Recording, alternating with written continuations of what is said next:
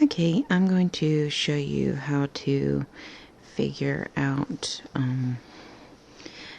how to continue a stitch pattern to the tip of the toe when you go to start doing short rows. And so I want you to understand how this works so that if you wanted to do a sock and continue the pattern down the front, you can. This is an altered pattern that I've done of Tom Swindler's toddler cable socks, and I chose to extend to a gusset heel on the cabling, and I chose to extend his patterning to the tip of the toe. And so I'll post a link to the basic pattern, and what it does, it has a regular short row heel and a regular toe, but I thought it looked really nice to add the extensions. Okay, I've done a video that shows the gusset heel if you're interested. And so now it's time to show you how to extend a toe, and this is like basic cabling and stuff. Okay, what to keep in mind is whatever side you do the heel on, you do the opposite side for the toe. Okay, so for me, so you can see, what I've done is there's my gusset heel, there's my heel, which means I use this side of the loom to do the heel, which means I'll need to use this half of the loom to do the toe in short row. Okay, as is I explained for the gusset heel on continuing a stitch pattern down to the actual heel flap, the thing to keep in mind when doing the down to the toe, if you're doing cabling, if it ends on an even row that's always going to be taking you in the same direction, what you want to do is follow that. Okay, so for me, because I'm working around this way, if you're working around this way, keep in mind that whenever you want to go back this way, you want to be cabling. Because I'm going this way, every time I go back this way, I want a cable. Okay, so what I've done is I've done my 4-row here. Okay, and I'm ready to go in and continue it down to the tip of the toe. Alright, and so my last one was the last cabling in my 4-row patterns, in the 4-row pattern set. Okay, and so it was a cable because I need to be able to cable back this direction while I knit back this direction, because every other row is a cable. Okay, this is just something to keep in mind when you're doing this. You may need to do an extra row or something to get you lined up. Okay, so I didn't knit this last one, I just did the cross. What I'm going to do is wrap and turn. Okay, and I know I need to knit 2. This is an alternative if you want to do the toe to this one, but it also gives you a guide on if you want to continue a design down to the tip. Okay, remember, opposite side of the loom that you did the heel on, and keeping up with what you're doing to go all the way down to short rows. Okay, so these last 3 are always knit, so I'm going to purl 3. So I knitted 2 and purled. I'm purling 3.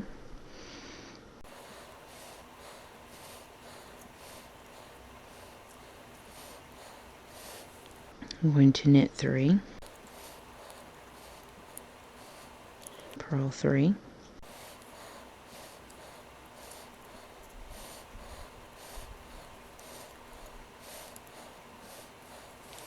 knit 3,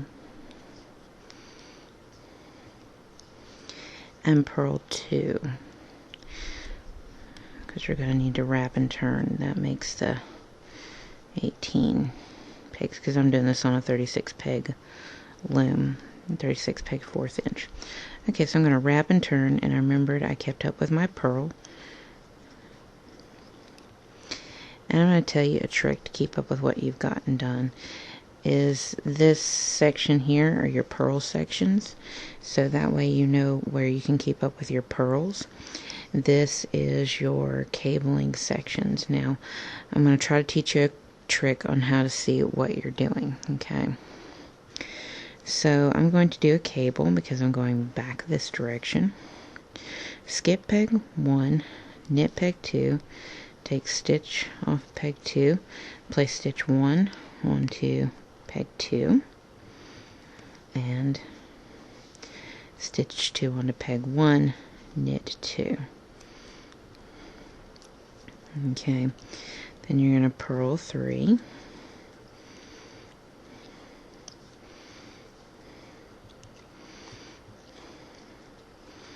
it's a cable again, so skip peg 1, knit peg 2, lift up, move peg to stitch 1 to peg 2, and stitch 2 to peg 1, knit peg 2 and 3, and this is with your cabling. Okay, now you're going to purl 3,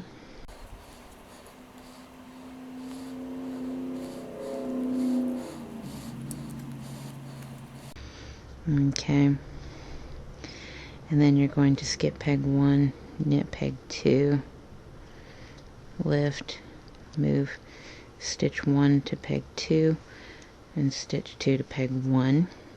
Instead of knitting, we're just going to wrap and turn. Okay, now you're just going to knit 1. Okay,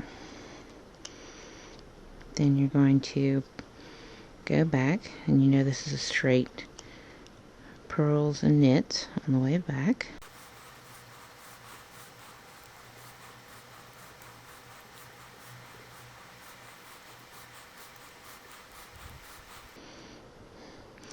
One purl. And see, we're going to wrap and turn the next one. Then we're going to purl. Then we're going to do the next cabling section, which is the knit 1, peg 1, skip peg 2, knit peg 3, take stitch 3 off, place stitch 2 onto peg 3, and stitch 3 onto peg 2, knit peg 3. Okay, and this is the last cabling of your 4-row set, if you're wondering, that you're having to keep up with. So knit peg 1, skip peg 2, knit peg 3, take stitch 3 off, place stitch 2 onto peg 3, and then place stitch 3 onto peg 2, knit peg 3, purl 3. Okay, that's actually a complete 4 set right there that we just completed. Okay, so now you're going to wrap and turn, and you're going to purl 3, and we're starting a new set of 4 on your cable patterning to keep up with. Okay, this can be a challenge because you're shortening the rows and you're having to work flat when you might have been working circularly all along. So this can be a challenge, but it's, to me, worth it, and that it adds a really interesting look to a pattern. So knit 3, purl 3.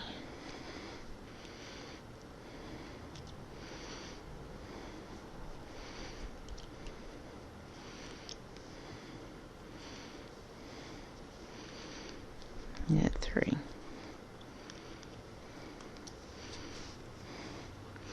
Wrap and turn. Now we're going to skip peg 1, knit peg 2, place, take stitch 2 off, place stitch 1 onto peg 2, and stitch 2 onto peg 1, and knit peg 2 and 3, and purl 3. and basically go as far as you can go with design and still be able to wrap and turn. Okay, skip peg 1, knit peg 2, take stitch 2 off, place stitch 1 onto peg 2, stitch 2 onto peg 1, knit pegs 2 and 3, and we're going to purl 2 because here's our wrap and turn. Okay, then we're going to purl 2, and you just continue the cable pattern all the way down until you have the wraps and turns that you were after. Okay,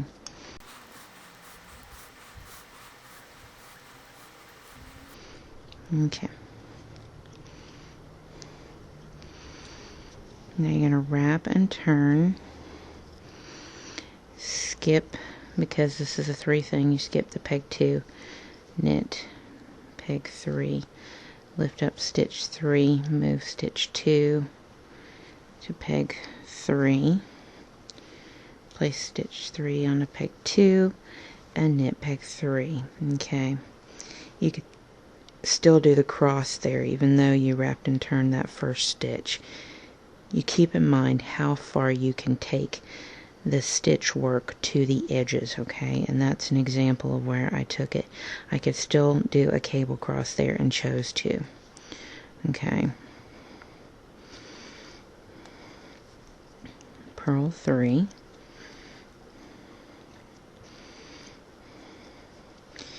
Knit peg 1, skip peg 2, knit peg 3, lift up stitch 3, place peg 2 onto peg 3, and stitch 3 onto peg 2, and knit peg 3.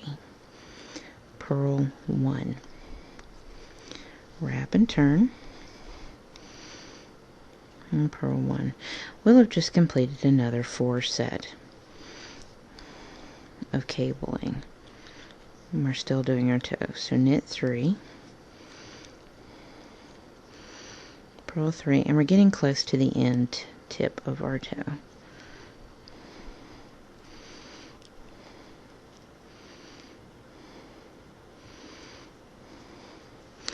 Knit 1, wrap and turn,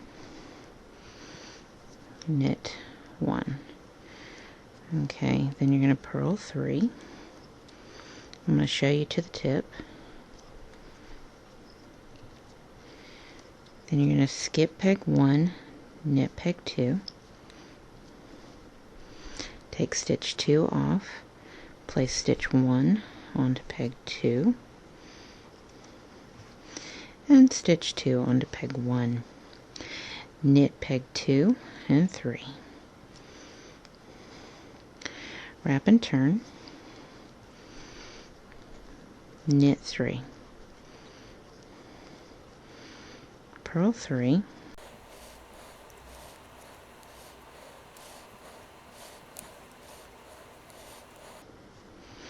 wrap and turn, and this is our last row.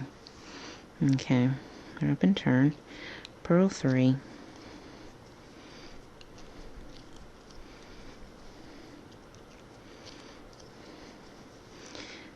knit peg 1, skip peg 2, knit peg 3, lift up, stitch 3, place stitch 2 onto peg 3, and stitch 3 onto peg 2, and knit peg 3. Okay, we've just completed down to our tip, where we have 6 single stitches between wraps and turns. So basically we've just completed down to here. Okay, well, as you can see, it's a straight knit all the way back out with a Kitchener bind off. Instead of your Kitchener bind off being up here like it normally is, it's going to be on the bottom. You're not going to feel it, you're not going to notice it. It's fine. I've done this before on adult socks. I will post a link below on my personal pattern that I used that uses a braiding system down to the tip of the toe and has a Kitchener bind off on the bottom. Okay, so the Kitchener bind off on the bottom, you're not going to feel it, you're not going to notice it, you're not going to see it. And it makes for a really interesting tip. So at this point, because I showed you to the very tip of the toe on, say, this cable pattern here, I'm going to go in and start just straight out knitting my way out, starting with the peg I finished with.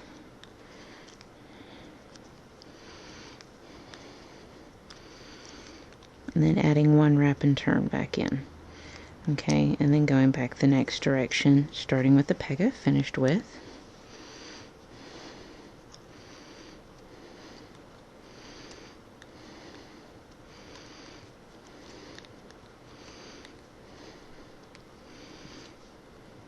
There's our next wrap and turn. Oops.